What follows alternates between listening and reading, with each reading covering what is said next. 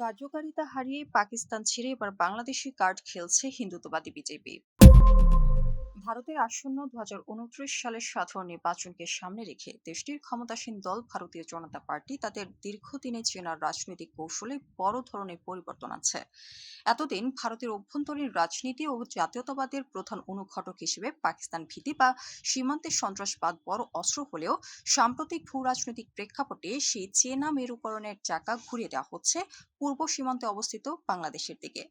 মাকতবে প্রকাশিত এক চাঞ্চল্যকর বিশ্লেষণধর্মী নিবন্ধে গবেষক মেহবুব শাহনা দেখিয়েছেন কিভাবে দীর্ঘ 2 দশক ধরে ব্যবহৃত পাকিস্তান কার্ড কার্যকারিতা হারানোর পর ভারতে হিন্দুত্ববাদী রাজনীতি এখন নতুন শত্রু হিসেবে লক্ষাধিক বাংলাভাষী মুসলিম ও তথাকথিত অবৈধ বাংলাদেশি অনুপ্রবেশকারী তথ্য সামনে নিয়ে আসছে।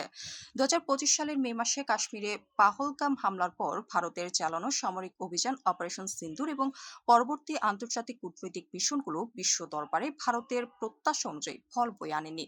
মার্কিন যুক্তরাষ্ট্র, ইউরোপ সহ বৈশ্বিক শক্তিগুলো বিষয়টিকে দ্বিপাক্ষিক হিসেবেই দেখেছে। তাছাড়া বর্তমান মধ্যপ্রাচ্য সংকট ও ইরান পরিস্থিতির কারণে পাকিস্তানে ভূ রাজনৈতিক অবস্থান আরো শক্তিশালী হয়েছে। ফলে চিরবৈরী পাকিস্তানকে পুঁজি করে যে জাতীয়তাবাদী উন্মাদনা এবং ভোটের রাজনীতি বিজেপি এতদিন ধরে করে আসছিল তার কার্যকারিতা আন্তর্জাতিক চাপের মুখে অনেকটাই সীমিত হয়ে পড়েছে।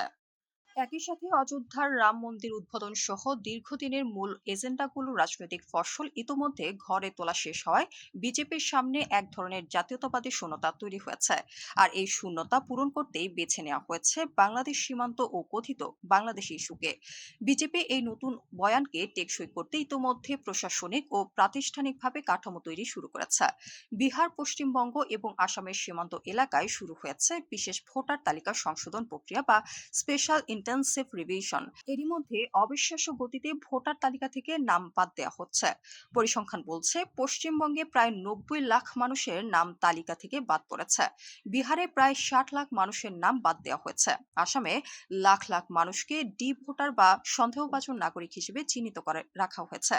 অভিযোগ উঠেছে এই প্রশাসনিক অভিযান সম্পূর্ণ উদ্দেশ্য প্রণোদিতভাবে বাংলাভাষী মুসলিম প্রান্তিক জনগোষ্ঠী ও দলিতদের লক্ষ্য করে চালানো হচ্ছে।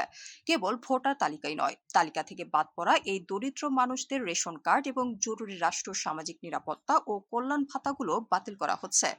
বিশ্লেষকরা বলছেন মূল সমস্যা হলো ভারতের মূলধারার গণমাধ্যম, সোশ্যাল মিডিয়া এবং বিজেপির আইটি সেলের সুপরিকল্পিত প্রচারণার মাধ্যমে সাধারণ নথিপত্রহীন ভারতীয় নাগরিক আর অবৈধ অনুপ্রবেশকারী এই দুটি ধারণাকে এক করে ফেলা হচ্ছে।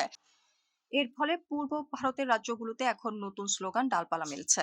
পশ্চিমবঙ্গের বিজেপি নেতা শুভেন্দু অধিকারীর মতো কট্টরপন্থীর মুখে ইসরায়েল যেভাবে গাজায় শিক্ষা দিয়েছে বাংলাদেশকে সেভাবে শিক্ষা দেওয়া উচিত, এমন উগ্র বক্তব্য এই চরমপন্থী রাজনীতির গভীরতাকে স্পষ্ট করে তোলে। 140 কোটিরও বেশি মানুষের বহুত্ববাদী দেশ ভারতে বাংলাভাষী মুসলিম এবং আসামের সংখ্যালঘু ও দরিদ্র অভিবাসীরা আইনি লড়াই করার দিক থেকে সবচেয়ে দুর্বল অবস্থানে রয়েছেন।